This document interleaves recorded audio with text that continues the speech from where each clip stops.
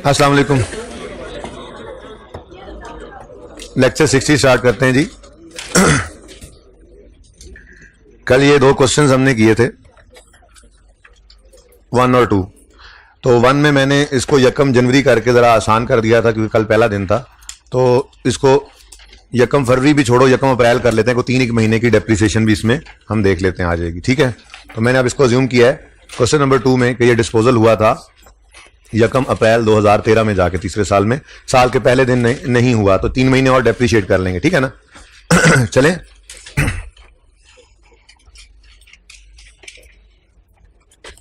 Additional entries जो हैं वो क्या बन जाएंगी, आप बेशक इसको सिर्फ देख लें, इसको नोट करने की कोई खास जरूरत नहीं मेरे ख्याल से, सिर्फ देख लें।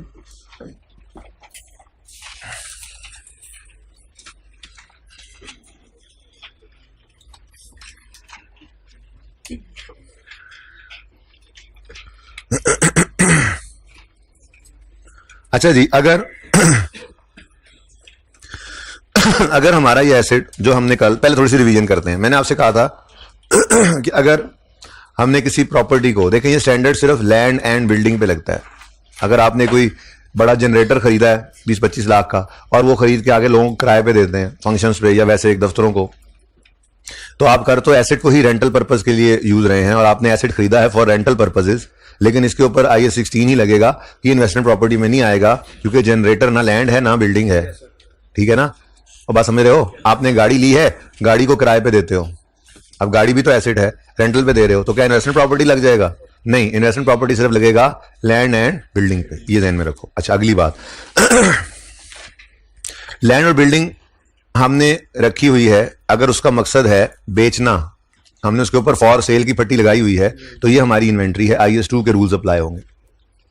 लैंड एंड बिल्डिंग अगर हमने अपने बिजनेस यूज के लिए रखी हुई है, हमारा हेड ऑफिस वहां पे है या हमारी फैक्ट्री उस बिल्डिंग में लैंड बिल्डिंग के ऊपर है, तो ये हमारे बिजनेस के अंदर इस्तेमाल होने वाला एसेट है, तो IAS 16 property plant and equipment के रूल्स लगेंगे उस पर। ठीक है।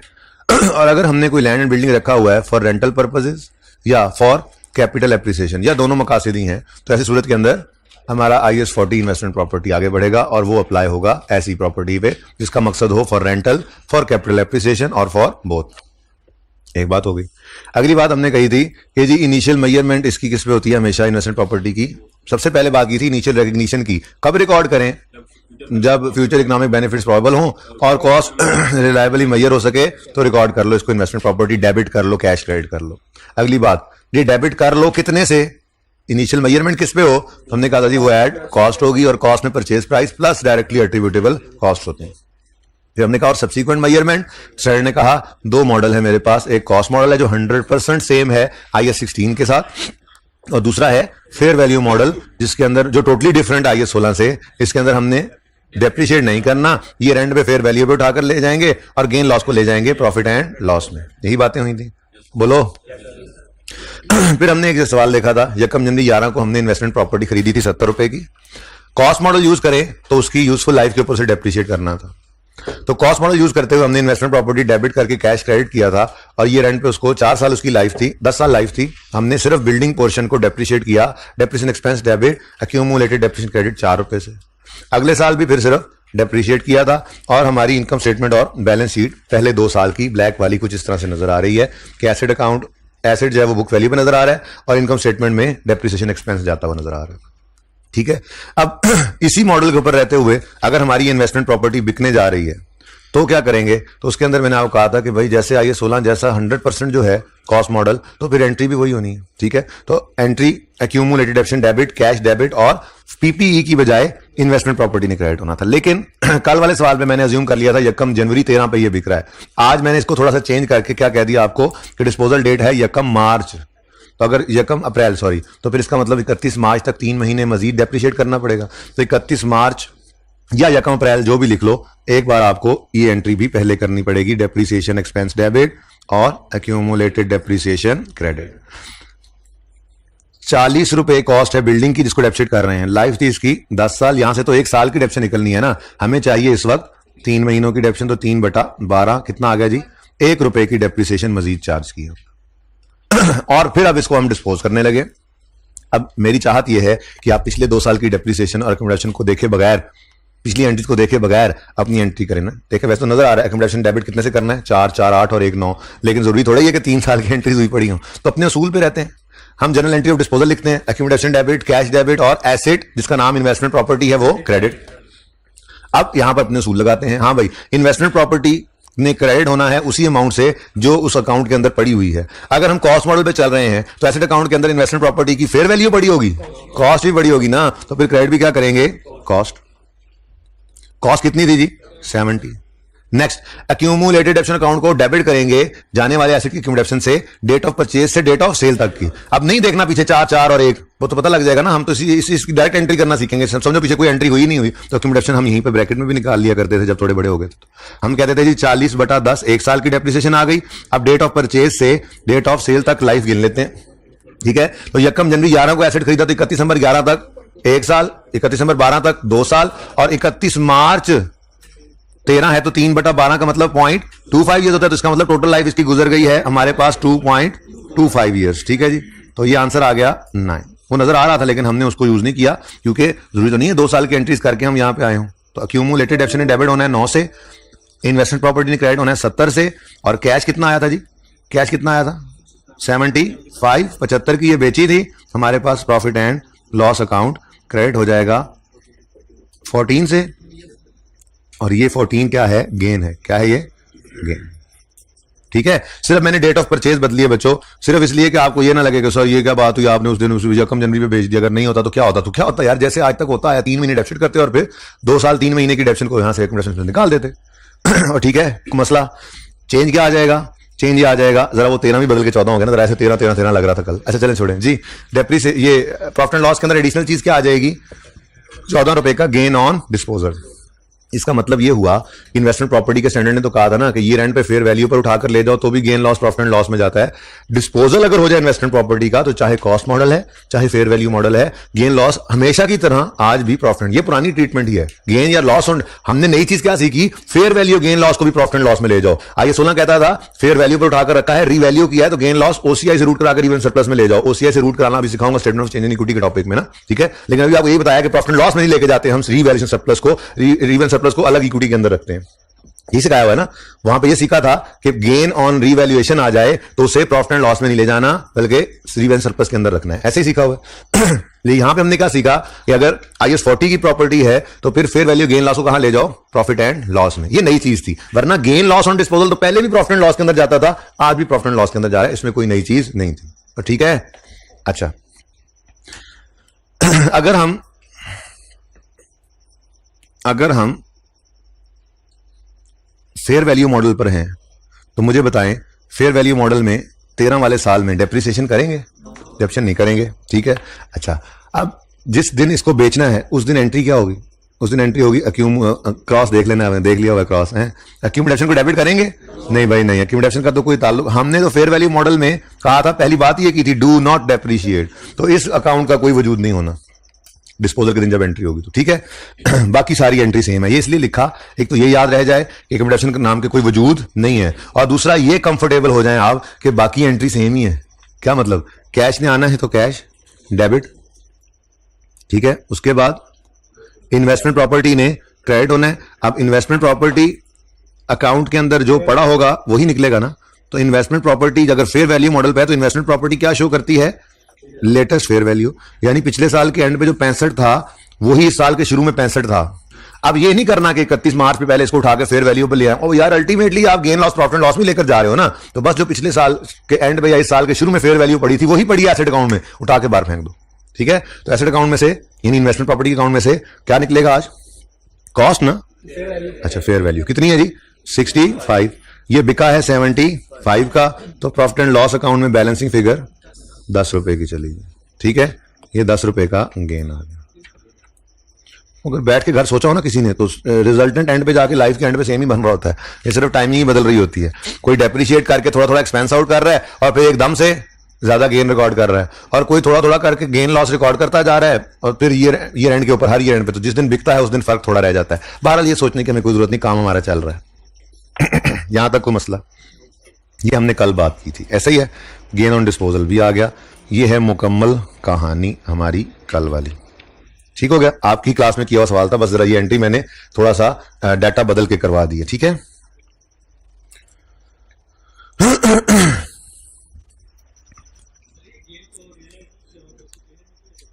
गेन को रियलाइज ही किया है क्या? फेयर वैल्यू मॉडल वाली ये रेंट वाले गेन लॉस को, बस ये स्टैंडर्ड ये कहता है कि भाई आप ये ना कहो, देखो पीपीई का जो मकसद होता है ना वो एसेट को यूज करते रहना होता है, तो इसलिए वो ये कहता था कि एक्चुअल में बेचो तो ही प्रॉफिट लॉस में डालो।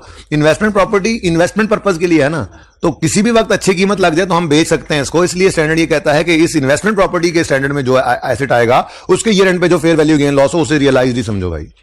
अगर मांगने वाले आ जाएंगे तो बेच देंगे। देखो ना, देखो कैपिटल एप्रिसिएशन हो गई ना भाई, हो गई है फिर। ठीक है, मकसद कहने का ये है कि अगर आपने अपने प्लांट को रीवैल्यू करके उसका गेन प्रॉफिट एंड लॉस में डाल दिया और शेयर होल्डर आगे कहें ये पैसे निकालो, तो आप प्लांट बेच के अपना बिजनेस थोड़ी बंद कर देंगे।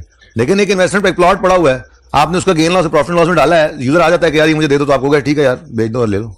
बहरहाल स्टैंडर्ड की अपनी लॉजिक है, इस फेयर वैल्यू गेन को प्रॉफिट एंड लॉस में लेकर जाना है, फेयर वैल्यू गेन या लॉस को। ठीक है,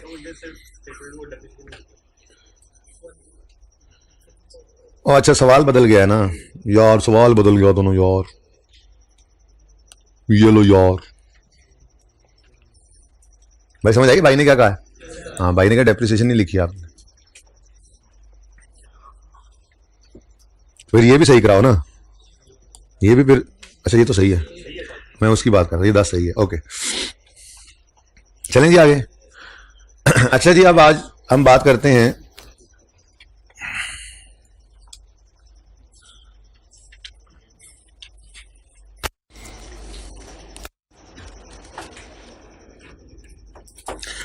इन्वेस्टमेंट प्रॉपर्टी से कोई चीज IAS 16 में ट्रांसफर हो सकती है और IAS 2 में भी ट्रांसफर हो सकती है। मिसाल के तौर पे आपने एक प्लाजा किराए पे चढ़ाया हुआ था, किसी को किराए पे दिया हुआ था, तो वो रेंटल पर्पज के लिए था, IAS 40 की इन्वेस्टमेंट प्रॉपर्टी थी। ठीक है, आपने कहा कि यार अब अपनी ऑर्गेनाइजेशन में एम्प्लॉइज ज्यादा हो गए हैं, हेड ऑफिस बड़ा चाहिए हमें, हम पहले किराए पे खुद बैठे थे जरा छोटी बिल्डिंग में, वो बड़ी बिल्डिंग किराए पे दी थी, तो सोचा कि क्यों ना हम अपनी ही बिल्डिंग में शिफ्ट कर जाएं। तो जो वहां पे किराएदार मौजूद थे उनको 2, 4, 6 जितने महीने का कॉन्ट्रैक्ट में लिखा हुआ था वो नोटिस पीरियड उनको सर्व कर दिया। हमने कहा कि जी आप ये हमारी बिल्डिंग खाली कर दें, हमने खुद यहाँ पर शिफ्ट करना है, और फिर आप शिफ्ट कराए। तो पहले एक चीज आपकी इन्वेस्टमेंट प्रॉपर्टी थी, अब वो आपके बिजनेस यूज के अंदर आ गई, तो इसके अंदर क्या हुआ, आपकी ट्रांसफर हो गई, एक प्रॉपर्टी IAS 40 से निकल गई और IAS 16 में आ गई। यानी आप कह सकते हैं कि इसकी एंट्री बन गई, बोलो बोलो बोलो, इसकी एंट्री बन गई प्रॉपर्टी, प्लांट, इक्विपमेंट डेबिट और इन्वेस्टमेंट प्रॉपर्टी क्रेडिट। ठीक हो गया। ऐसे ही आपने सोचा यार ये किराएदारों के मामला से ना मैं बड़ा तंग आ गया हूं, ठीक है ना, तो इसको बेच ही देते हैं। किसने बोला, ये किसने बोला, कैसे बोला जरा दोबारा? बेच ही देते हैं, बिल्कुल ऐसे ही हुआ। हमने कहा इसको बेच ही देते हैं। ठीक है, इसका मतलब पहले एक चीज IAS 40 में पड़ी थी, अब वो हमने किराएदारों का चलो भी खाली कर दो और उसके ऊपर पट्टी लगा दी बराए फरोख्त, राब्ता नंबर फॉर सेल, तो क्या बन गई हमारी इन्वेंट्री। ठीक है, असल में ना ऐसी बातें सोचने के लिए ये जरूरी सोचा करो कि ये बिजनेस ऐसा होगा जो ये सारे काम करता होगा ना, वो बनाकर रखता भी होगा, बेचता भी होगा, ठीक है, अपना दफ्तर भी होगा। बहरहाल इन्वेस्टमेंट प्रॉपर्टी से एक चीज निकल गई और निकलकर चली गई इन्वेंट्री में। ठीक है, तो इसकी एंट्री बन गई inventory debit, investment property credit. ठीक है, तो ये दोनों तो हो गए, एंट्रीज तो समझ आती हैं। ठीक है, लेकिन अब एक मसला आएगा, वो मसला ये है कि जैसे ही इन्वेस्टमेंट प्रॉपर्टी से कोई भी चीज निकलकर IAS 16 या IAS 2 में जाएगी, तो जिस दिन ये वहां पहुंचेगी अगले कहेंगे भाई साहब हम अगर ये बाहर से खरीदने जाते तो हमें ये कितने की मिलती, तो हमने कहते जाहिर है फेयर वैल्यू पे मिलती।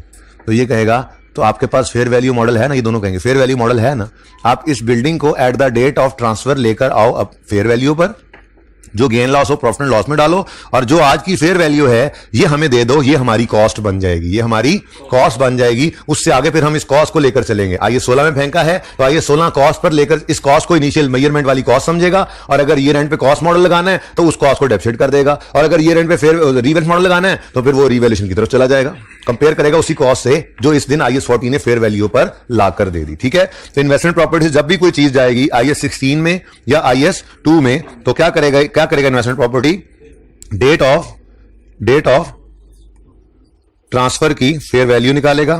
ठीक है, date of transfer fair value,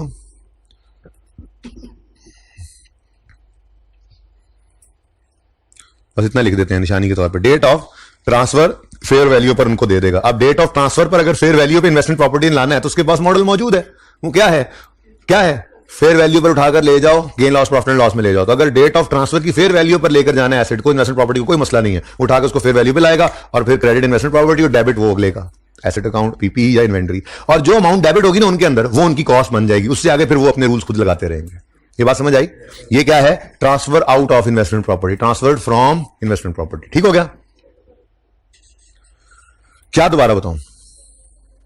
ये वो वहां से आईपी जहां से लिखा है वहां से बात समझ नहीं आई सारी, तो वो बात पूछे ना बेटा जो समझ।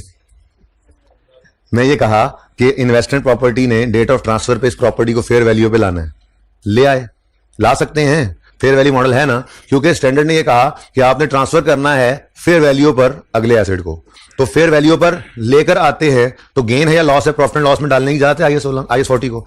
अब IAS 40 ने इस प्रॉपर्टी को फेयर वैल्यू पर लाया और लाके ट्रांसफर कर दिया। अब इन्वेस्टमेंट प्रॉपर्टी क्या हो गया? क्रेडिट। IAS 40 अब खत्म।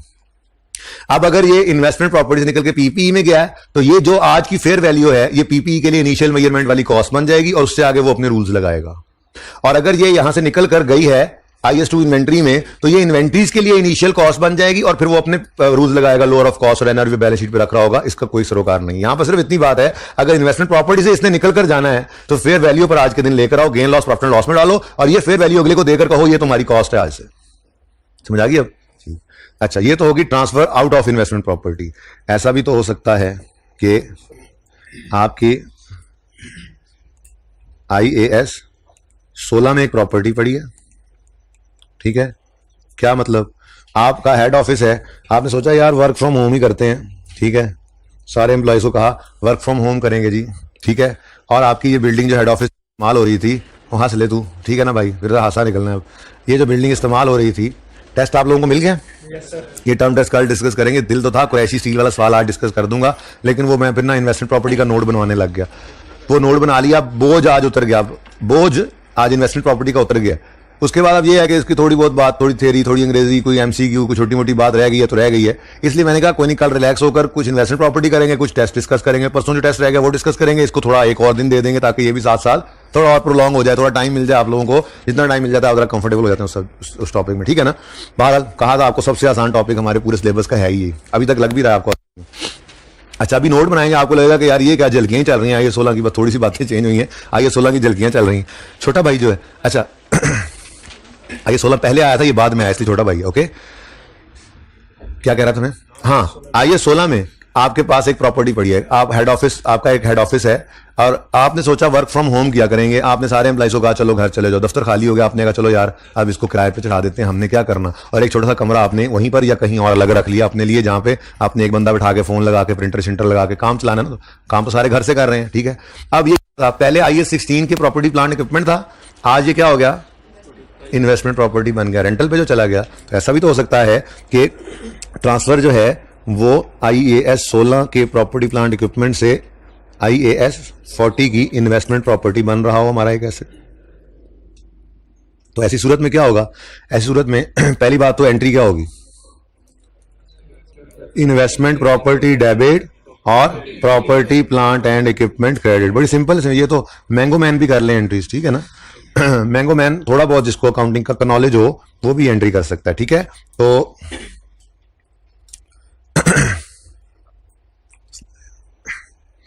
अच्छा जी, एंट्री तो ये हो गई।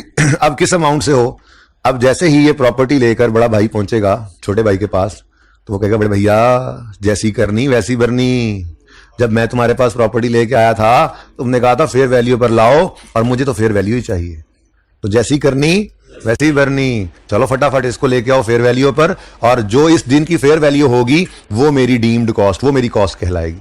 ठीक है। अब IAS 16 ने थोड़ा सोचा, सर कुछ कहने लगा हाँ एक फेयर वैल्यू मॉडल भी मेरे पास है तो सही, उसकी ट्रीटमेंट थोड़ी डिफरेंट है लेकिन एसेट उससे भी फेयर वैल्यू पे आ जाता है, तो मैं वो मॉडल लगा लेता हूं। तो IAS 16 अपने वाला रीवैल्यूएशन मॉडल लगाकर इस एसेट को फेयर वैल्यू पर लाएगा, वो भी फेयर वैल्यू भी लाते थे ना, और जो उस दिन वो फेयर वैल्यू होगी वो पकड़ा देगा IAS 40 को, पकड़ेगा, कहेगा ए फड़ फेयर वैल्यू आया, बड़ा फेयर वैल्यू, मेरे पास भी है फेयर वैल्यू मॉडल। ठीक है।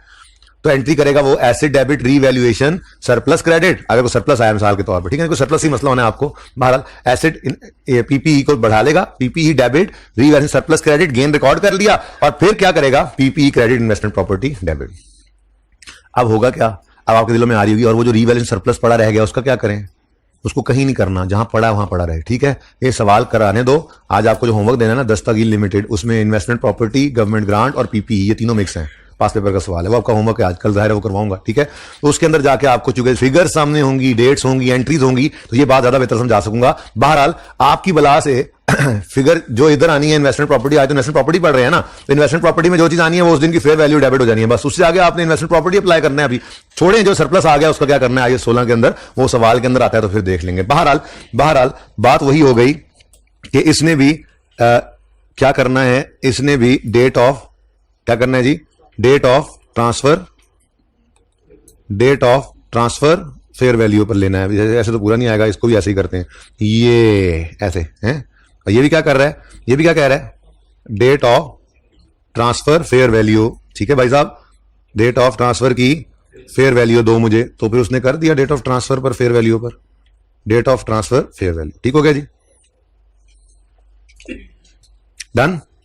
डेट ऑफ ट्रांसफर की फेयर वैल्यू पर लाने के लिए IAS 16 के पास अपना रीवैल्यूएशन मॉडल है, हमें उससे क्या, हमें तो ये है कि एसेट फेयर वैल्यू पे आ गया at the date of transfer.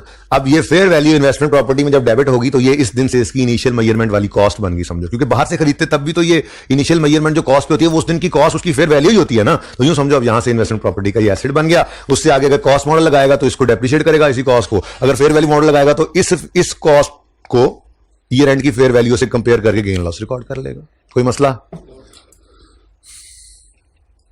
अच्छा जी, अब एक और मसला आता है, वो मसला ये है कि ये मोहतरम भी हैं, इन्वेंट्री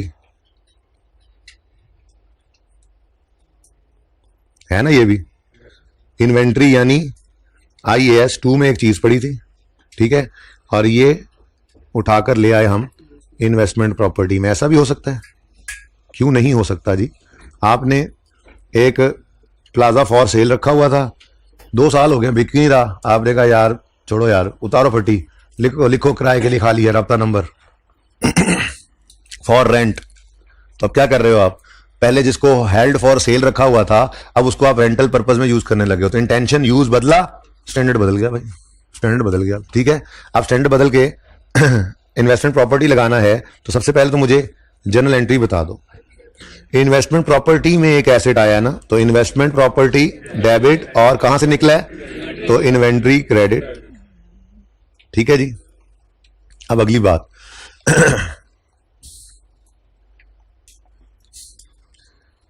इन्वेस्टमेंट प्रॉपर्टी ने इसको भी कहा, ये देखो इसको भी कहा जैसी करनी वैसी भरनी। तुम भी बड़े भैया की देखा देखी ना फेयर वैल्यू मांग रहे थे उस दिन, ठीक है ना, चलो फेयर वैल्यू पर ला कर दो। आप ये कहकर निकल गए, थोड़ी देर बाद वापस आए, बैठा रो रहा था IAS 2, आपको तरस आया, आपने कहा क्या हुआ, कहने लगा मेरे पास तो कोई ऐसा मॉडल है ही नहीं जो एसेट को फेयर वैल्यू पर लाए। जिन्होंने जिंदगी में इन्वेंट्रीज पढ़ा भी हुआ है ना बेटा, सुन ले, जिन्होंने जिंदगियों में इन्वेंट्रीज का सब्जेक्ट पढ़ा भी, टॉपिक पढ़ा भी हुआ है ना, जिनको भी मैं रिवाइज, बाकी तो रिवाइज कराना है ना, भी बताऊंगा, वो वाला स्टैंडर्ड IAS 2 जो है वो भी ये कहता है लोअर ऑफ कॉस्ट और NRV पे रखो, लोअर ऑफ कॉस्ट और NRV पे रखो। यानी अगर 100 रुपए की कॉस्ट है ना और फ्यूचर में ये 80 का बिकता है तो 20 का लॉस आज रिकॉर्ड करके उसको 80 पे ले जाओ। ये कभी नहीं कहता कि 100 की कॉस्ट पे पड़ा है और 150 का कल को बिकना है तो 50 का गेन आज रिकॉर्ड कर लो, यानी फेयर वैल्यू के ऊपर लेकर नहीं जाता वो तो ये कहता है कि लोअर ऑफ कॉस्ट और NRV पे रखो, ठीक है ना, और वो भी सब्सिक्वेंट डेट ईयर एंड पे, ठीक है ना। तो इसका मतलब उसका रोना सच था बेटा, उसके पास ऐसा कोई मॉडल नहीं है जो इस दिन ले आए, ठीक है। तो फिर क्या करेंगे, क्या करेंगे? हम कहेंगे यार हाँ ये बात देखो, उसने जैसा किया सो किया। आज अल्लाह ने अगर आपको मौका दे दिया है तो आप उसको अल्लाह की रजा के लिए माफ कर दें, बहुत अजर है इसके ऊपर, ठीक है। आप माफ करके उसे कहें अच्छा चल यार चल रो ना, ऐसा कर, ये जो डेट ऑफ ट्रांसफर पे तेरे पास कॉस्ट तो होगी, जितने कि तूने इस इन्वेंट्री को खरीदा था वो तो तुझे पता होगा। हाँ हाँ ये मुझे पता है, वो मुझे दे दे, आगे मैं जानू मेरा काम, मैं ले आऊंगा इसको फेयर वैल्यू पे, ईयर एंड पे जाके ना इसको ले आऊंगा फेयर वैल्यू पे, और ये जो है वो मतलब गेन लॉस भी रिकॉर्ड कर लूंगा। तू जा दे, जा निकल बस, ठीक है। तो क्या होगा, डेट ऑफ ट्रांसफर की, पहले ये लिख लेता हूं फिर लाइन लगाते हैं, डेट ऑफ ट्रांसफर की कॉस्ट, ठीक है जी। लो जी तस्वीरें बन गई बेटा, बस कॉस्ट, ठीक है, कॉस्ट। डेट ऑफ ट्रांसफर जरूरी नहीं ईयर एंड हो, और अगर ईयर एंड हो तो फिर ठीक है, उसको एनआरबी पे लाकर ट्रांसफर कर दें, सादा रखें बातों को फिलहाल, जरा पहला दिन है, ठीक है। अच्छा अब दो चीजें हैं यहां पे ना, चूंकि स्टैंडर्ड जरा खामोशी इख्तियार कर लेता है, तो दो चीजें हैं। वैसे मैंने ना स्टैंडर्ड जो है वो यहां पर स्टैंडर्ड को ना यहां पर मैंने रख लिया। अब जरूरत इस चीज की है कि आप भी कभी कभी स्टैंडर्ड ले आया करें। पिछली क्लास में मैंने सोचा था निशान कुछ लगवाना शुरू कर दूं साथ साथ, आपको स्टैंडर्ड नहीं मिले आई कैप से, कोई मसला नहीं है। मैं मिसाल के तौर पे IS 40 पढ़ा रहा हूं, ठीक है। तो IS 40 जब मैं यहां पे ढूंढूंगा, अल्लाह करेगा मुझे मिल भी जाएगा, तो वो कह रहा अभी नहीं मिल रहा, मैं आपको ढूंढ दूंगा बाहर। अच्छा सुने, IS 40 ये जरा थोड़ा सा वन नोट है ना, इसके अंदर मतलब उस तरह से चल सकता है, ढूंढ लेता हूं मैं। IS 40 ओपन करूंगा, उसमें जो रेलेवेंट बातें आपको पढ़ाई हैं वो हाईलाइट कर दूंगा। अब स्टैंडर्ड नहीं आया तो कोई बात नहीं बेटा, इस चैप्टर के ऊपर ही लिख दोगे ना, पैरा फलां और पैरा फलां, ये सर ने हाईलाइट किया। जब आपके पास स्टैंडर्ड आ जाएंगे आप उनको हाईलाइट कर देना। अब क्या एंड तक इसको रोकना, मैं तो कहता हूं साथ साथ हम इसको भी खोल के देख लिया करेंगे, ठीक है ना। तो बहरहाल ये मेरी आज की अचीवमेंट है कि मैंने इसको यहां पर बड़ी देर लगी थी इसको यहाँ पे, पता नहीं 2-4 मिनट तो वो लोडिंग ही होती रही है, सारा स्टैंडर्ड है जाहिर है। अच्छा जी कहाँ थे हम, यहाँ थे हम, नहीं यहाँ थे हम। तो मैं यस कर रहा था कि ऐसा हो सकता है कि आप यूं कहें कि इन्वेस्टमेंट प्रॉपर्टी के पास जिस दिन ये इन्वेंट्री आई है ना, इसी दिन इसको उठाकर ले जाते हैं फेयर वैल्यू पर, इसी दिन सारा गेन लॉस रिकॉर्ड कर लेते हैं, और फिर उसके बाद ये कॉस्ट बना लेंगे और ईयर एंड पे इसको फिर फेयर वैल्यू से तब जाके हम जो है कंपेयर करेंगे। कोई ऐसा करना चाहे तो भी कर ले, मेरे ख्याल से कॉस्ट से डायरेक्ट ईयर एंड पे भी आप हिट करोगे ना, तब भी आपका टोटल गेन या लॉस नेट में निकल ही आना है, ठीक है ना। तो बहरहाल सवालों के अंदर देख लेते हैं बाद में। एक और चीज जो है वो भी यहां पर आ सकती है, और अगर मैं इसको इस कलर के साथ लिखूं तो नजर आ रहा है, बिल्कुल आ रहा है। वो क्या चीज है जी, देखें आपने एक प्लाजा बनाना शुरू किया और वो अभी बना नहीं है, मिसाल के तौर पे ईयर एंड आ गया, तो उसको आप क्या कहते होते हैं? जब तक वो प्लाजा रेडी टू यूज नहीं हो जाता, आपने रखा किस लिए है और बना किस लिए है, आपने किराए पे देना है, तो जब तक वो रेडी टू यूज नहीं होगा किराएदार तो उसमें नहीं आने लगे, तो जब तक वो बनता रहेगा उसे क्या कहेंगे? Capital work in progress. और जिस दिन वो बन जाएगा तो हम कहेंगे अब ये बिल्डिंग नहीं, अब हमारा मकसद ही क्या था, इन्वेस्टमेंट प्रॉपर्टी बनाना, तो फिर investment property debit, CWIP credit. तो ये भी तो एक ट्रांसफर हो सकती है अगर आप गौर फरमाएं तो, कि हमारे पास capital work in progress of investment property एक चीज पड़ी थी, जिस दिन ये कंप्लीट हो गई उस दिन इसको हमने ट्रांसफर किया इन्वेस्टमेंट प्रॉपर्टी में। अब देखो बेचारे CWIP के नीचे कोई स्टैंडर्ड ही नहीं है, ठीक है ना, वो ऐसे ही है, CWIP क्या है बस, ठीक है, कैपिटल वर्किंग प्रोग्रेस कोई स्टैंडर्ड, हर स्टैंडर्ड ने इसको कहा हुआ है कि ये चीज कर लो, इसको ये कर लो, इसको ये कर लो, इसका अपना कोई स्टैंडर्ड नहीं है, किसी स्टैंडर्ड का नाम हो कैपिटल वर्किंग प्रोग्रेस नहीं है बस, ठीक है। एंट्री क्या होगी जरा बता दो, इन्वेस्टमेंट प्रॉपर्टी डेबिट और capital work in progress of investment property credit, ठीक है।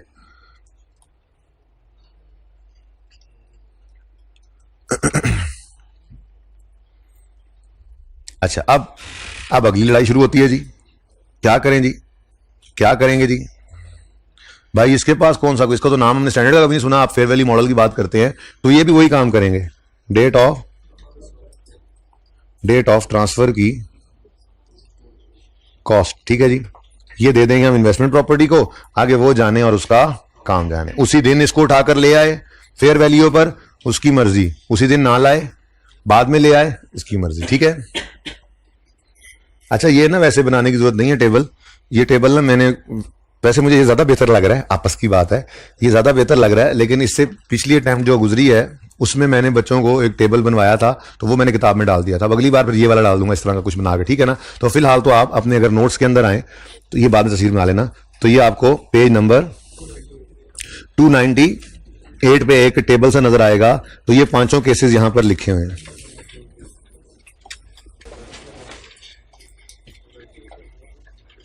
ठीक है, ये थोड़ी सी यहाँ पे ना प्रिंटिंग एरर हुई हुई है, इधर देखें, ये इन्वेंट्री यहाँ पे लिखा हुआ नजर आ रहा होगा आपको,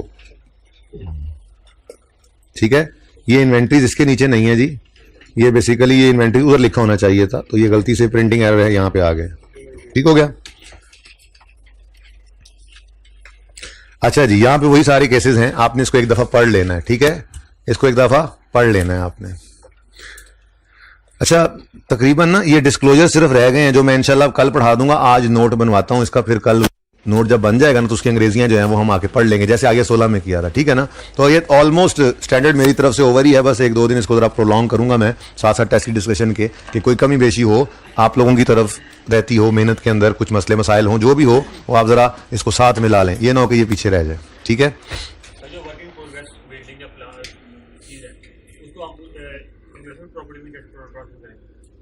डेबिट करके और क्रेडिट करके मैंने नहीं लगाओ भाई, मैं ऐसे ना करो, मैंने कहा मैं हाँ हाँ, ये हमारी नियत यार, वर्क इन प्रोग्रेस के साथ कुछ भी नहीं लगा हुआ, आप बना रहे हो, आपको अभी नहीं पता आपने क्या करना है, ठीक है, जिस दिन बन गया आपने कहा किराए पे चढ़ा दो, तो कंप्लीट हो गई ना, तो फिर उसी दिन ट्रांसफर करेंगे ना। अच्छा, कंप्लीट हो गई तो क्या एंट्री करते, अगर बिजनेस का यूज में लाना था तो पीपीई डेबिट सीडब्ल्यूआईपी क्रेडिट करते, अगर रेंटल पे चढ़ानी है तो इन्वेस्टमेंट प्रॉपर्टी डेबिट सीडब्ल्यूआईपी क्रेडिट कर दो, और अगर बेचनी है तो इन्वेंट्री डेबिट सीडब्ल्यूआईपी क्रेडिट कर दो। सीडब्ल्यूआईपी तो हर तरह से क्रेडिट होकर डेबिट हो सकता है। आपकी बिल्डिंग कंस्ट्रक्शन के मराहिल में थी, कैपिटल वर्क इन प्रोग्रेस थी, जिस दिन कंप्लीट हो गई आप बताओ क्या करना है, आप बताओ क्या करना है अपनी बिल्डिंग का।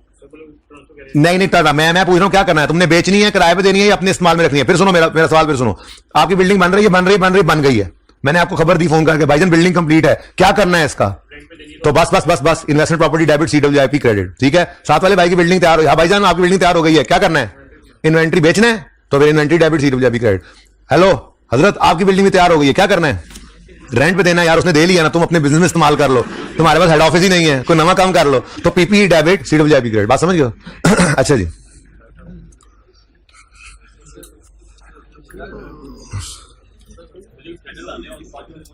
मैं बता दूंगा कौन से वाले लाने हैं, 2 लाएंगे बस।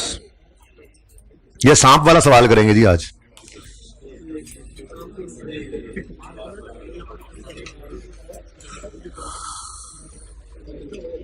ये जनाब पेज नंबर 458,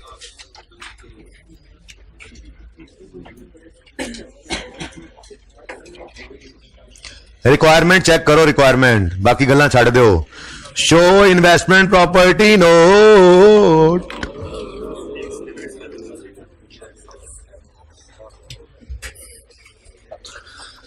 इन्वेस्टमेंट प्रॉपर्टी का नोट बनाना है जी।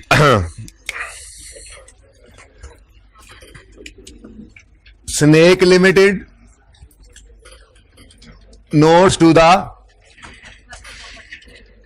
फाइनेंशियल स्टेटमेंट होता है, पूरा लिखना, नोट्स टू द, प्लीज बेटा बातें नहीं, notes to the financial statements for the year ended, पूरा फॉर द ईयर एंडेड लिखना प्लीज। 31 दिसंबर 2015। नोट का कोई नंबर, पिछली क्लास में नंबर 9 था, सिंगल फिगर रखा करो ना, बार बार लिखनी होती है आगे अगर साहब नोट बनाए तो, हैं 12 तुम लिख लो बेटा, लिख लो, हैं इसको चेंज कर दो यार, इसको उस पर करा दो, स्विंग पे इसी को। अच्छा जी, नंबर 9 नाम रखेंगे इसका property plant and equipment, property plant and, और भाई साहब यही तो फर्क है, नोट बना रहे हैं इन्वेस्टमेंट प्रॉपर्टी का तो लिखेंगे इन्वेस्टमेंट प्रॉपर्टी, कुछ लोग नीचे करके ना लिखे जा रहे हैं, प्रॉपर्टी प्लांट इक्विपमेंट भी लिख चुके हैं, कितने वजन लिख लिया जी। इन्वेस्टमेंट प्रॉपर्टी का नोट बना रहे हैं, प्रॉपर्टी प्लांट इक्विपमेंट का नोट नहीं बना रहे, ठीक है। तो इन्वेस्टमेंट प्रॉपर्टी, गवर्नमेंट गारंटी समझ आई आपको, IS 20 आगे समझ, अब आगे समझ जी। ऐसे मैंने कहा पूछ लूं, गवर्नमेंट ग्रांट गुजर भी गया ना, ग्रॉस अपना दोस्त ग्रॉस कैरिंग अमाउंट आज भी सही है, पता है क्यों ग्रॉस कैरिंग अमाउंट लिखा, ये ब्रॉडर टर्म है, कॉस्ट भी इसमें पड़ी हो सकती है, फेयर वैल्यू भी। हमने देखा था इन्वेस्टमेंट प्रॉपर्टी के पास 2 मॉडल्स हैं, कॉस्ट मॉडल या फेयर वैल्यू। अगर कॉस्ट मॉडल हो तो एसेट अकाउंट शो करता है कॉस्ट, और अगर फेयर वैल्यू मॉडल हो तो एसेट अकाउंट शो करता है फेयर वैल्यू, ठीक है। तो दोनों चीजें लिख सकते हो, कॉस्ट / फेयर वैल्यू। बेहतर क्या है, पुराने वाला काम ही करो, ग्रॉस कैरिंग अमाउंट पूरा लिखना। नेक्स्ट, वही ओपनिंग बैलेंस, इधर भी होगा ओपनिंग बैलेंस, वाह वाह वाह वाह। उसके बाद खरीद भी सकते हैं इन्वेस्टमेंट प्रॉपर्टी। कल वाले सवाल में पहले दिन 1 जनवरी 11 को खरीदी ही तो थी investment property debit cash credit खरीदी हो थी, ठीक है। फिर डिस्पोजल भी हो सकता है जी, बिल्कुल। अच्छा, उसके बाद ट्रांसफर भी हो सकता है, इन भी और आउट भी, ठीक है। बल्कि मैं पहले ट्रांसफर लिख लेता हूं, जरा थोड़ा फासला हो जाएगा, ठीक है। ट्रांसफर, ये ट्रांसफर जो है, ये बच्चे कंफ्यूज ना करें कहीं ट्रांसफर से जो पीपीई के नोट में आता था, वो ट्रांसफर ऑफ अक्यूमुलेटेड डेप्रिसिएशन था। वो दोनों जगह नजर आता था आपको, एक्यूमुलेशन डेबिट ट्रांसफर इधर भी आता था और एसेट क्रेडिट ट्रांसफर इधर भी आता था। ये वो ट्रांसफर नहीं है, ये तो ट्रांसफर टू इन्वेस्टमेंट प्रॉपर्टी या ट्रांसफर फ्रॉम आउट ऑफ, ठीक है ना, इन्वेस्टमेंट प्रॉपर्टी है, तो ये सिर्फ यहीं पर आएगा। ओके, उसके बाद डिस्पोजल भी हो सकता है। अच्छा, उससे भी पहले सुनो, इससे भी पहले सुनो, कोई और चीज नहीं, कोई और चीज, हाँ साथ करो नोट, जान के बिठाया मैंने। हालांकि मैं पिछले, यकीन मानो पिछली क्लास में मैंने यहाँ पे ट्रांसफर लिखा हुआ था, ठीक है ना। उसके बाद फिर अगली बात लिखी थी और वो मैंने नोट उधर किया था, ठीक है, ताकि कल डिस्क्लोजर करवाऊं तो वहां से फिर पढ़ा सकूं। जानबूझ के लिखते हुए देखा तो मैंने ये काम किया। मुझे बताओ, मैं तो चेंज करूंगा। मुझे बताओ कि यहां पर अगर फेयर वैल्यू मॉडल है तो कोई नई चीज आएगी? क्या नई चीज आएगी? इन्वेस्टमेंट प्रॉपर्टी का लेजर, ये लेजर ही तो उधर बन रहा है, बोलो। अगर फेयर वैल्यू मॉडल है तो ये तो एडिशन हो गया, ओपनिंग 0 था, एडिशन हो गया। ये क्या है? Fair value gain. ये क्या है? Fair value loss. ये किसका अकाउंट है? इन्वेस्टमेंट प्रॉपर्टी का। इसका मतलब इन्वेस्टमेंट प्रॉपर्टी के अकाउंट में रीवैल्यूएशन नहीं लिखना, फेयर वैल्यू लिखना है। लेकिन गेन लॉस दोनों आ सकते हैं। जैसे वहां सिर्फ रीवैल्यूएशन लिख के जान छुड़ाई थी, यहां फेयर वैल्यू एडजस्टमेंट लिख के जान छुड़ा देंगे। Fair value adjustment upward downward दोनों तरफ हो सकती है ना। फेयर वैल्यू एडजस्टमेंट लिखेंगे, गेन होगा तो प्लस, लॉस होगा तो माइनस लिख लेंगे, ठीक है। तो एडिशन के बाद फेयर वैल्यू पूरा लिखना है, फेयर वैल्यू। अच्छा, फेयर वैल्यू एडजस्टमेंट, फिर ट्रांसफर लिखूंगा मैं, ट्रांसफर।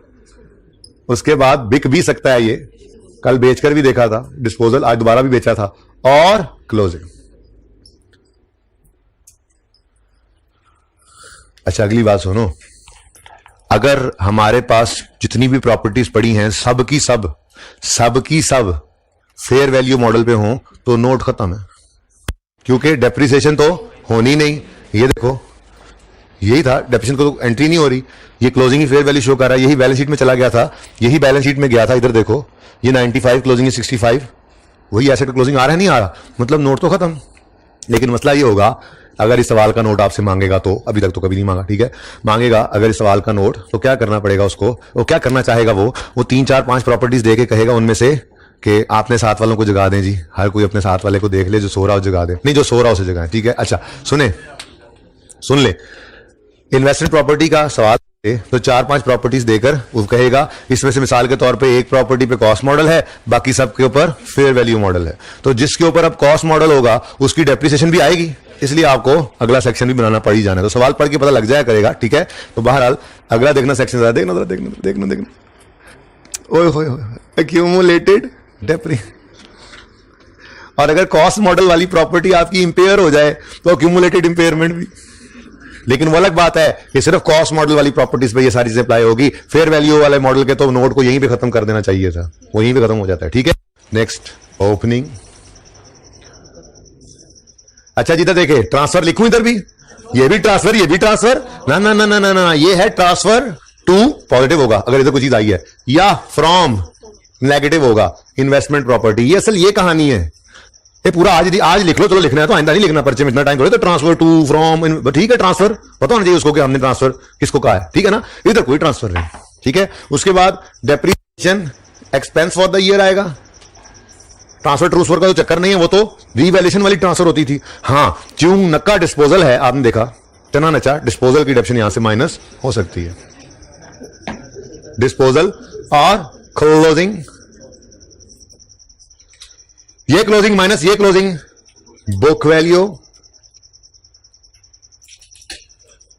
मेजरमेंट बेसिस,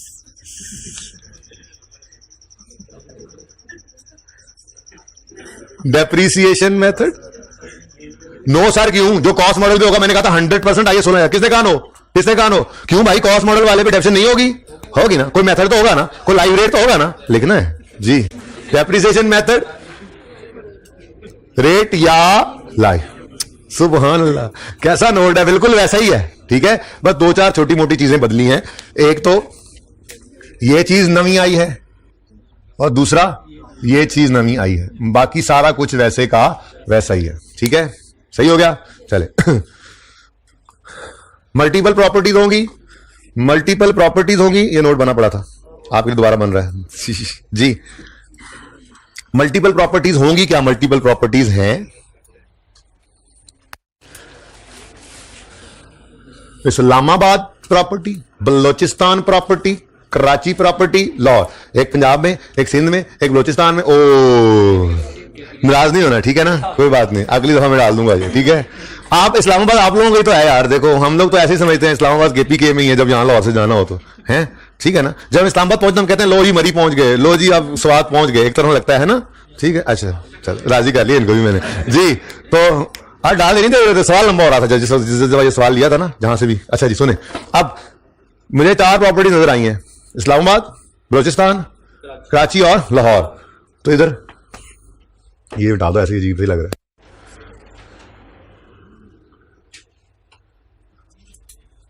अच्छा जी, अब ये ऊपर जैसे land, building, plant and machinery हुआ करता, यहां पे बलोचिस्तान, इस्लामाबाद, पेशावर, कराची इस तरह से होगा, ठीक है ना जी। तो इन्वेस्टमेंट प्रॉपर्टी में सबसे पहले इस्लामाबाद,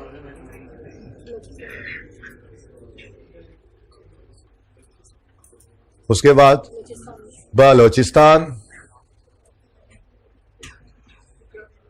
हमारी जान बलोचिस्तान पाकिस्तान में ही है ये भी, और कराची, कराची की प्रॉपर्टी आ गई, कराची कहते हैं ना। उसके बाद लाहौर वाली, लाहौर वाले आ जाएंगे, लाहौर वाली प्रॉपर्टी, ये लाहौर की प्रॉपर्टी आ गई, और ये लाहौर की प्रॉपर्टी के बाद आपने टोटल लिख लेना, ठीक है, सही है। अब 1 बाय 1 शुरू कर देंगे, मैं जरा मुश्किल काम कर लूं, तब तक आप सवाल को एक नजर पड़े, लाइनें लगा लूं मैं, ठीक है, ताकि मेरा सवाल तो खत्म हो, फिर आपका शुरू हो जाएगा समझना समझना। तो आप अपना सवाल पढ़ें जी, आप छोड़ें बस, आप मुझे इस मुश्किल वक्त में आप तनहा छोड़ दें मुझे, और आप लोग सवाल पढ़ें। मुझे लगता है मैं किसी हद तक कामयाब हो गया हूं।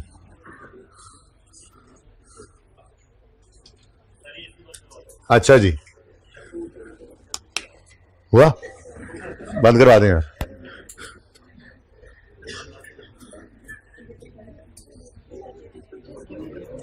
चला दें, एसी बंद करा दें, समझ से बाहर है, कभी कुछ कभी कुछ।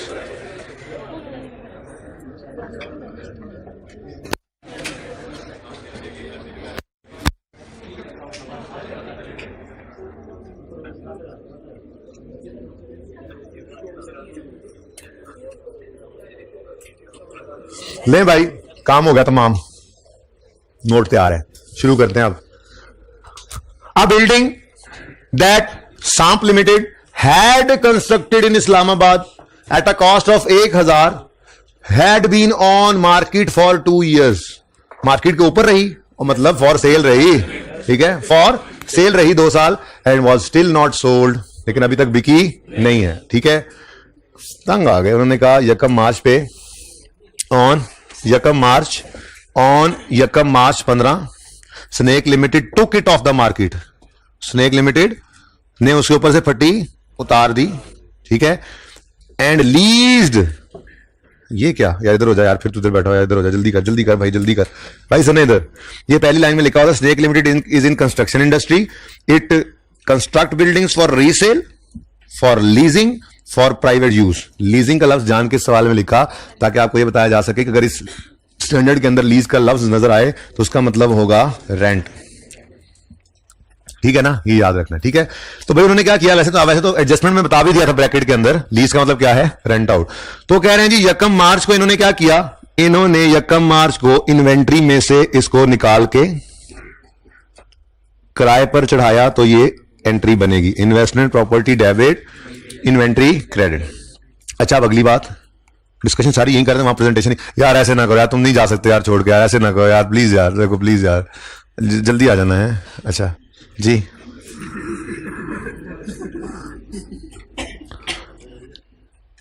Investment property debit, inventory credit. अब इन्वेंट्री से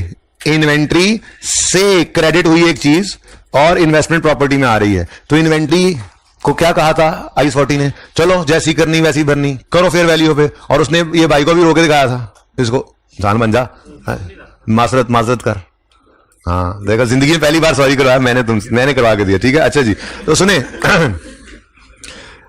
तो उसने क्या कहा था, मेरे पास ऐसा कोई मॉडल वॉडल नहीं है, ये पकड़ो कॉस्ट और खुद ही करते रहो जो करना है। अब वो क्या कह रहे हैं, ऑन यकम March snake took it off market and lease it instead, it was leased on यकम मार्च। उसी दिन ही जनाब, दस्ती किराए पे, पार्टी मौजूद थी पहले ही, ठीक है, फटा उतारा फॉर सेल वाला, और अभी लगा रहे थे किराए के लिए, खाली है। साथ वाली बिल्डिंग वाले आ गए, यार हम बड़े तंग थे यार, हमें दे दो, ये मत लगाओ, इसको उतारो यार, हम है ना, चलो। उसी वक्त rent out. It's fair value on 31 December 15 is 1500 and on 31 December 14 is 1000। ये देखो, ये मैंने इसी के लिए बनाया हुआ था। कौन सा कलर यूज करें, ग्रीन करते हैं। यकम जनवरी 15 को ये बिल्डिंग की फेयर वैल्यू कितनी है बता दो भाई। 1500 वाले होश करो, कुछ होश करो, थोड़ा सा होश करो। 1000 रुपए। यकम जनवरी 15 का मतलब 31 दिसंबर 14 है, ठीक है ना। और तुम थे खोसो जी। 31 दिसंबर 15 पर इसकी फेयर वैल्यू है 1500, ठीक हो गया। अब ये इस दिन एंट्री पड़ रही है इन्वेस्टमेंट प्रॉपर्टी डेबिट और इन्वेंट्री क्रेडिट। अच्छा, मिसाल के तौर पे यहां पर ये कह भी देता, अच्छा उसको भी छोड़ो, पहले ये बताओ, ये 1000 पे हम रिकॉर्ड करेंगे क्योंकि IS2 के पास तो कोई फेयर वैल्यू मॉडल है ही नहीं, ठीक है। ये 1000 पे ही पड़ी होगी कॉस्ट पे, तो ये 1000 के ऊपर रिकॉर्ड करेंगे तो ये रेंट पे फर्क कितना आएगा, 500 का। ये क्या है, गेन है। मिसाल के तौर पे यकम मार्च 15 पे हमें सवाल बता देता कि जी फेयर वैल्यू इसकी 1100 है, तब भी इन्वेस्टमेंट प्रॉपर्टी में आना इसने 1000 पे ही था।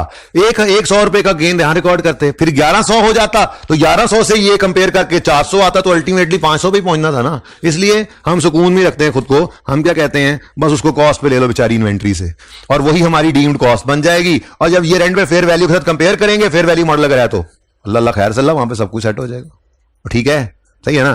तो ये मामला कुछ यहां पर हो रहा है। सवाल की ये एडजस्टमेंट खत्म हो गई है। सबसे पहले तो मुझे ये बताओ कि 1000 ओपनिंग में पड़ा होगा है, यस सर वालों कुछ तो होश करो, ओपनिंग में कहां से आ गया। यकम जनवरी पे कौन सी इन्वेस्टमेंट प्रॉपर्टी थी, इस साल में यकम मार्च पे ये आई है, ठीक है। ओपनिंग में यस सर तो ऑटो है ना, जो कह दिया ना वो ऑटो पे यस सर, ठीक है जी। उसके बाद एडिशन में ही आएगा 1000। अब चुप कर गए हैं, बोलने लगे थे, दिल में था यस बोलने, और ये एडिशन भी नहीं है, ये ट्रांसफर इन है। ये क्या है, इसकी entry investment property debit cash credit नहीं है, इसकी entry investment property debit inventory credit है, तो ये ट्रांसफर फ्रॉम इन्वेस्टमेंट प्रॉपर्टी हुआ है, ठीक है, ओके। ये बुलेट पे लगाया हुआ है, इस साइंस को इसीलिए छोड़ ही दो जी। तो ट्रांसफर हो गया, कितना आ गया, 1000, ठीक हो गया। अब ये प्रॉपर्टी हमारे पास पहुंच है यकम मार्च 15, ठीक है। आपको कहा था लेजर बना लिया करो। चलो working one, investment property of Islamabad. भाई छोड़ो, दफा करो, मैंने हटा दिया, हालांकि मैं वो समझाते हुए बोल कुछ और रहा था, लगाए कुछ और थे। कुछ जरूरी है वैसे, आपस की बात है, कुछ जरूरी है। ये ट्रांसफर पॉजिटिव आ रहा है, इसका मतलब क्या है, में आया है, ट्रांसफर इन हुआ है, तो बस ठीक है, साइन लगा क्या करना है। ट्रांसफर आउट होगा तो माइनस कर देंगे, कुछ साइन लगाने की जरूरत है यहां पे, बस ठीक है ना। जैसे रीवैल्यूएशन को लिख लिया तो जान छुड़ाओ बस, ये वक्री परेशानी हो, लिख के सोचते रहो बैठ के, कीमती को 10 12 15 सेकंड इस पे लगा दो, छोड़ो बस, ट्रांसफर लिखो। अगर इन है तो प्लस, आउट है तो माइनस, है तो ट्रांसफर ही ना। अच्छा कहां थे हम, यहां थे हम जी। यकम मार्च को एंट्री होगी इन्वेस्टमेंट प्रॉपर्टी डेबिट 1000 से और कैश क्रेडिट, हाँ जी, कैश नहीं क्रेडिट कर देना, ट्रांसफर है। फिर 31 दिसंबर पे समझाया था आपको, क्या करो, कैरी डाउन में फेयर वैल्यू मॉडल पे है ना। सर ये तो आपने पढ़ाया ही नहीं, सॉरी, ये वाकई मुझे पढ़ा देना चाहिए था। पॉइंट नंबर 6 पढ़ लें पहले। Snake limited applies fair value model to its investment properties and cost model to its PP. Cost model पे जो पीपी पे जो मर्जी लगाए, हमें उससे क्या, हम तो फेयर वैल्यू मॉडल ही लगाएंगे, अनलेस के फेयर वैल्यू डिटर्मिनेबल ही ना रहे किसी की, ठीक है ना। तो बहरहाल यहां पे तो फेयर वैल्यू मॉडल लगाना था। इस्लामाबाद की फेयर वैल्यू प्रॉपर्टी गिवन है, फेयर वैल्यू कितनी है 1500, तो 500 का बहुत सिंपल है, पता है मुझे, ज़बानी आप कर सकते थे, लेकिन सीखें वो तरीका जो मुश्किल में भी आपके काम आए, ठीक है। Investment property debit, profit and loss credit, और ये क्या है, बढ़ रहा है, गेन है, ठीक है, तो गेन लिखना है तो लिख लो, लेकिन वहां पे तो मैंने फेयर वैल्यू एडजस्टमेंट लिख के वहां भी जान छुड़ाई हुई है। अब इन्वेस्टमेंट प्रॉपर्टी क्या हो रहा है, इन्वेस्टमेंट प्रॉपर्टी बढ़ने को क्या कहते हैं भाई अकाउंटिंग में, डेबिट बोलो ना, एसेट पढ़ना, ठीक है। इन्वेस्टमेंट प्रॉपर्टी क्या हो रहा है, डेबिट। इन्वेस्टमेंट प्रॉपर्टी हो गया डेबिट, मतलब प्लस, फेयर वैल्यू एडजस्टमेंट आ गई। ठीक है, और प्रॉफिट एंड लॉस बन रहा है, बनता रहे, हमें उससे क्या, हम इस वक्त तो प्रॉफिट एंड लॉस थोड़ी बना रहे हैं, ठीक है, तो वो बस दिमाग में हो गया क्रेडिट, डन। कोई डिस्पोजल है नहीं है, तो ये आ गया, देखो 1500 पे ही आना चाहिए था, फेयर वैल्यू मॉडल जो है। अब अगली बात देखना जरा, इधर समझ रहे हैं कि 10 मिनट में कैसे सवाल पूरा होगा, ऐसे पूरा होगा। इधर देखो, ऐसे पूरा होगा, फेयर वैल्यू मॉडल, रीवैल्यूएशन ना लिख देना आज, और देखो ऐसे पूरा होगा। वो या डैश लगा दो, जैसे लैंड के ऊपर डैश लगाते थे, यहां डैश लगा दो, और ठीक है। जब फेयर वैल्यू मॉडल पे हैं तो डू नॉट डेप्रीशिएट, यहां पे कुछ नहीं आ सकता, फिर समझ गए, यही कहा था। अगर फेयर वैल्यू मॉडल होगा तो नोट यहां पे खत्म हो जाएगा, वहीं पे खत्म ही हो गया ना, आगे तो कुछ है ही नहीं, ठीक है। क्या परेशानी है तुम्हें, थोड़े बाल पीछे करो, परेशानी कम हो। हाँ अब बताओ क्या परेशानी है, वैसे ही पढ़ रहे थे, मैं क्या, बस नहीं तो ये समझ आ गया तुम्हें, शक्ल ऐसे बना लेते हैं ना, उधर देखते हो, अगला पढ़ रहा है ना, मुझे लग रहा है कि शायद उसको ये समझ नहीं आई कि हुआ क्या, ठीक है। तो फिर मुझे लग रहा था मेरे साथ क्या हुआ, 10 मिनट से कोई बात बोल रहा था, एक ये और एक दूसरे जो सवाल करते हैं ऐसे ही, सर कुछ समझ नहीं आया, जरा बताएं, वल्लाह के बंदो, वो पॉइंट एक जो थोड़ा सा नहीं आता वो पूछ लो। Point 1 okay, point 1 okay, point 2, हमने जनाब बलोचिस्तान में गवादर के ऊपर काम शुरू हुआ तो एक प्लाजा वहां बना दिया, इस उम्मीद के साथ कि यहां पे किसी वक्त में अब जो है वो डेवलपमेंट होगी और यहां पर हमारा ये प्लाजा जो है वो अच्छे पैसों में या बिक जाएगा या रेंट आउट हो जाएगा, ठीक है। लेकिन फिलहाल वहां अकेले हमारा ही प्लाजा है। बलोचिस्तान से कौन है, बलोचिस्तान से, ठीक, कहां से बलोचिस्तान, गवादर से है भाई, देखो एग्जांपल भी मिल गई हमें।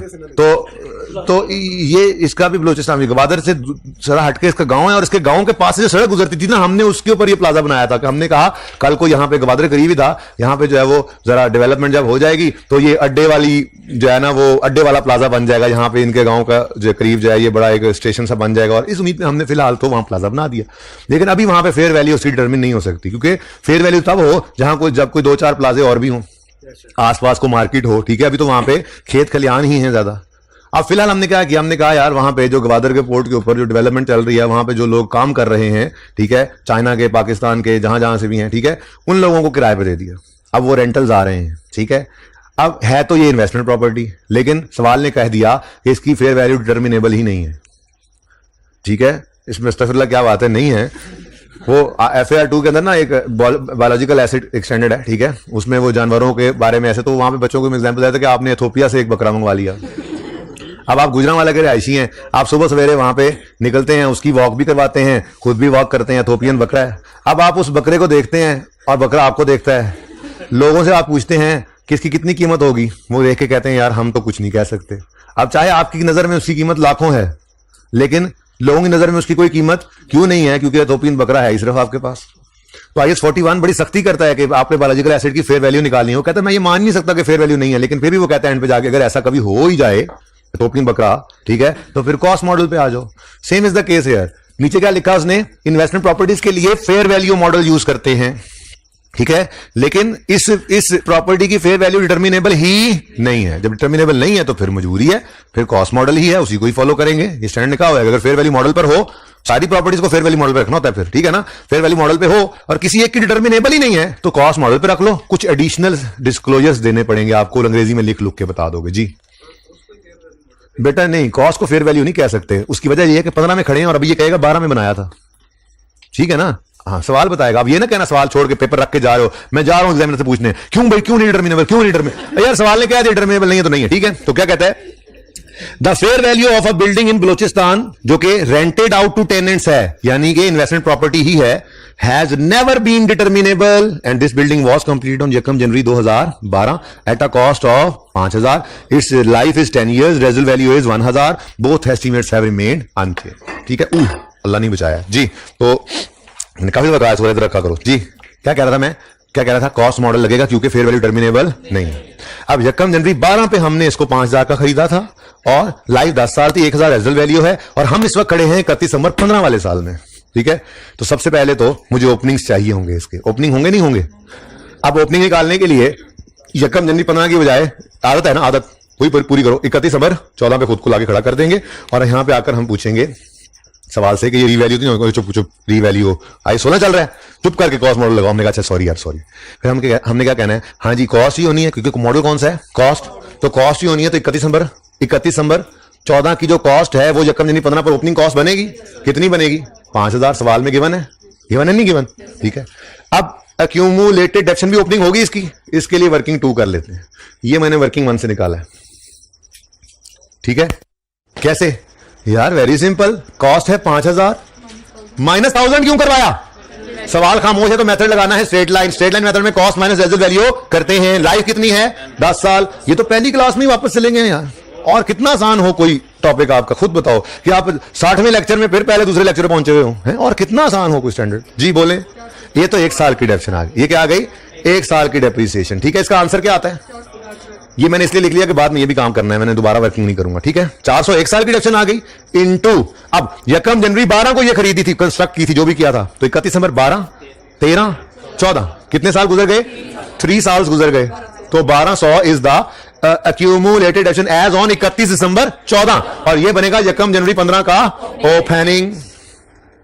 ठीक है, और ये एस्टिमेट चेंज नहीं हुए, तो इस साल की डेप्रिसिएशन भी फिर हर साल की तरह 400 ही होगी। मैंने इसलिए यहां पे इक्वल, यहां पे पहले क्या करते थे, यहां इंटू 3 कर देते थे, मैंने कहा दोबारा वर्किंग ना करनी पड़े। तो 1 साल की डेप्शन की वर्किंग शो की 400 आती है, 3 साल गुजर गए तो 1200 हो गया। अब इस साल चौथे साल की फिर 400, फिर वर्किंग 2 ही लिख दिया, फनकारी लगाई। पिछली क्लास में 2 वर्किंग की थी, मैंने सोचा था अगली के अंदर 1 कर लूंगा। ठीक है, उसके बाद कोई एडिशन है, कोई फेयर वैल्यू अस्तगफिरुल्लाह वो तो होनी नहीं है, ट्रांसफर कोई नहीं हुई, डिस्पोजल कोई नहीं है, ये आज भी 5000 पे है, डिस्पोजल तो कोई नहीं है, ये 1600 हो चुका है, और बुक वैल्यू 3400 आ गई है, और ये है कॉस्ट मॉडल पर। डेप्शन मेथड बिल्कुल है, पूरा लिखना, स्ट्रेट लाइन वाला मेथड मत लिखा करो, स्ट्रेट लाइन सिर्फ लिख दिया करो। ठीक है, स्ट्रेट लाइन।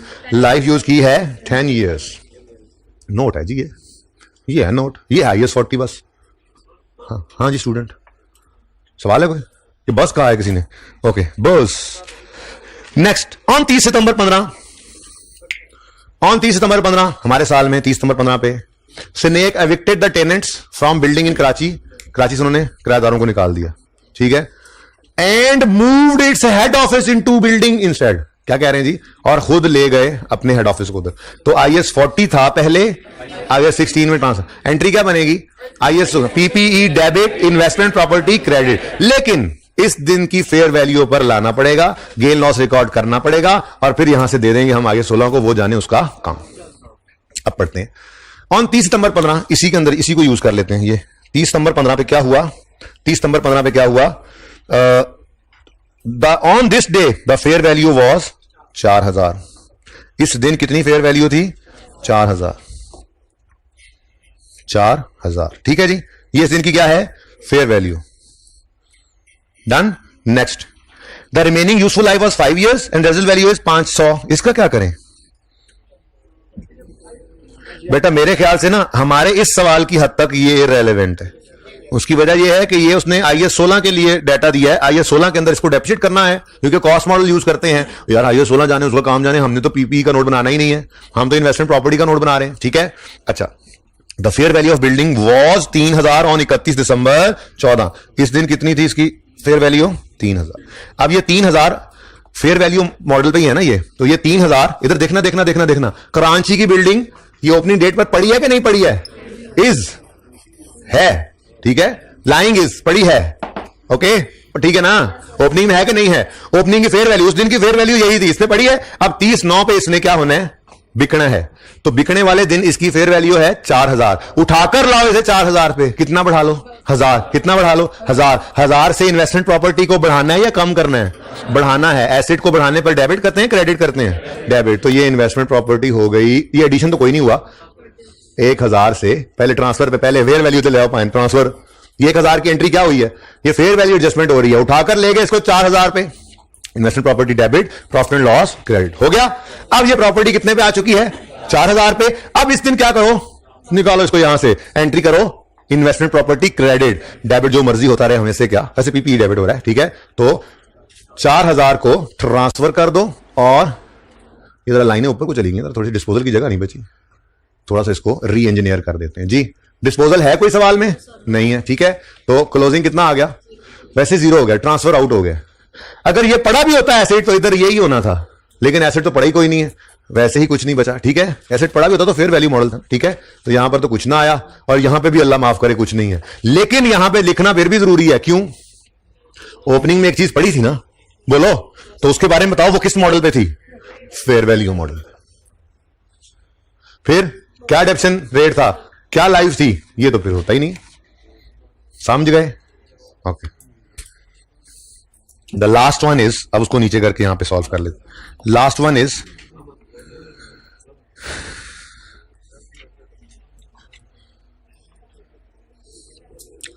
ले जी। अच्छा, कहानी कुछ लगता है ऐसे हुई थी कि उन्होंने ना अपना लाहौर से हेड ऑफिस खत्म करके कराची शिफ्ट किया। देखो अगले एडजस्टमेंट ऑन 30 सितंबर 15, snake leased out old head office building in Lahore. Leased out मतलब आपने IAS 40 में एक चीज पढ़ी थी, उसको ट्रांसफर किया IAS 16 में। ऐसे ही है? नहीं नहीं नहीं नहीं, नहीं। Leased out old head office building पहले हमारे इस्तेमाल में थी, अब हमने उसको किराए पे चढ़ा दिया। इसका मतलब ये वाला ये रीवैल्यूएशन के ऊपर रीवैल्यूएशन मॉडल लगा के हमें फेयर वैल्यू पे करके देगा IAS 16, ठीक है ना। लेकिन फिलहाल तो वो जो करेगा वो उसकी मर्जी की बात है, ये कल डिस्कस करूंगा। पास पेपर 13 जरा होमवर्क है आपका, देख लें। IAS 16 का पास पेपर 13 पेज 80 पे जरा चेक कर लें। जरा मैं ये भी यहां लिख दूं ना, पेज 80 पर ही है ये सवाल, पेज 80 पास पेपर 13 दस्तक हिल लिमिटेड। कुछ ऐसा ही है, कंफर्म कर दें। ये आपका होमवर्क है, इसके अंदर इन्वेस्टमेंट प्रॉपर्टी, गवर्नमेंट ग्रांट और PPE IAS 16 ये तीनों ही शामिल मिक्स हुए थे सवाल में, ठीक है। ये कल डिस्कस करूंगा। अच्छा सुने सुने सुने सुने, हाँ भाई, ये है हमारा साल शुरू हुआ और ये है हमारा साल खत्म हुआ। 1 जनवरी 15 और 31 दिसंबर 15 और ये है वो 30 सितंबर 15, ठीक है। अब वो क्या कह रहा है, 30 सितंबर पे किराए पे चढ़ा दी एक head office building. The original cost was 4000, acquired on 30 सितंबर 13, यानी कि एग्जैक्ट 2 साल पहले हमने इसको खरीदा था। ऐसा ही है, 30 सितंबर 15 पे कह रहा है 30 सितंबर 13 पे खरीदी थी, तो क्या मतलब 2 साल पहले। अच्छा, on which date the total useful life was 10 years and residual value was nil। The fair value was 3700 on 31 December 15। इधर देखो, इस दिन तो ये 3700 पे पड़ी है। अब मसला ये है कि ट्रांसफर की डेट तो है ये, इस दिन की भी तो फेयर वैल्यू हो जिसको हम यहां पर लिखें। IAS 16 के पास रीवैल्यूएशन मॉडल है, उसको फेयर वैल्यू पे लाकर देना चाहिए, ठीक है। तो वो करता रहेगा अपनी अकाउंटिंग। वैसे वो ये कह रहे हैं the fair value of 30 September was equal to its carrying value. उन्होंने कहा कुछ तो कैलकुलेट भी करो। क्या मतलब वो कह रहे हैं इस दिन अगर आप कॉस्ट माइनस एक्यूमुलेटेड डेप्रिसिएशन करेंगे ना, तो जो आंसर आएगा वो बुक वैल्यू होगी। वो दरअसल बुक वैल्यू नहीं, वो इस दिन की फेयर वैल्यू भी वही होगी। अब सवाल ने क्या दिया, उसके गले थोड़ी पड़ जाएंगे। मैंने कहा बंद करो रजिस्टर। अच्छा, तो कॉस्ट कितनी थी जिस दिन खरीदा था जिस दिन, उस दिन कॉस्ट थी 4000 और लाइफ थी 10 साल, और ये बात है 2 साल पुरानी, ठीक है। तो ये तो 1 मिनट की बात है यार, ये तो मुश्किल ही कुछ नहीं है। कॉस्ट कितनी है 4000, एक्यूमुलेट डेप्रिसिएशन निकालनी है तो 4000 डिवाइडेड बाय 10 करके 1 साल की डेप्रिसिएशन निकालोगे इंटू 2। अब गिनने ना बैठ जाना, डेट ऑफ परचेज से डेट ऑफ सेल गिनने ना बैठ जाना, ठीक है। पागल नहीं हो आप, 2 साल दिए हुए हैं, जैसे एक्सचेंज के दूसरे सवाल में क्लास के अंदर बताया था, उन लिखा हुआ था 2 years और आप निकाल date of purchase sale month गिन रहे थे। नहीं, ऐसे नहीं करना भाई, लिखा हुआ है 2 साल पहले, सामने लिखा हुआ है जी। क्या आंसर आता है इसका? मतलब ये 3200 पर हमने ले लेना है इसको, ठीक है। अब वो उसने क्या किया होगा, उसने जी वो PPE डेबिट करके रीवन सरप्लस क्रेडिट किया होगा। हमारी बिला से जो मर्जी करता रहे, जो PPE डेबिट करके उसने 3200 पे इसको लाया होगा ना, या क्रेडिट करके, जैसे भी ये फेयर वैल्यू है इस दिन की 3200, इस 3200 की एंट्री होगी इन्वेस्टमेंट प्रॉपर्टी डेबिट। कितने से? 3200 से। ये देखो, ये एडिशन नहीं है, ओपनिंग में भी नहीं था, एडिशन भी नहीं हुआ, ट्रांसफर इन है, ट्रांसफर इन है, समझ गए हो। अब ये रेंट पे ये कितने पे पड़ी है? 37 पे। तो 37 पे ले आना तो 500 से बढ़ाना पड़ेगा, लेजर बना लेना ना, और समझ आ रही है, 500 से बढ़ाना पड़ेगा। तो फेयर वैल्यू एडजस्टमेंट है 500 डेबिट और प्रॉफिट एंड लॉस क्रेडिट, और डिस्पोजल तो था नहीं, ये आ गया 3700 पे ही आना चाहिए। इधर देखो, इधर देखो, इधर देखो, ये बहुत आसान टॉपिक। उफ अल्लाह, बहुत आसान। बताओ मुश्किल है?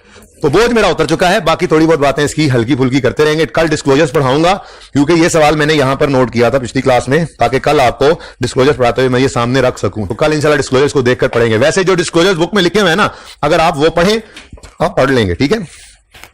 लेकिन फिर भी मैं पढ़ाऊंगा भाई, वो तस्वीर उधर से खींचे, इधर से नहीं खींचनी। इधर देखें जी, ये दस्तक हिल लिमिटेड है, पास पेपर 13, ये 20 नंबर का सवाल आया था स्प्रिंग 2020 में। इसमें तीनों चीजें मौजूद हैं। ये आपका होमवर्क है आज का। बाकी जो क्लास वर्क में ये स्नेक वाला सवाल किया, डिस्कशन की, इसको भी लाजमी कीजिएगा। जिंदगी रही तो कल होगी मुलाकात। अल्लाह हाफिज।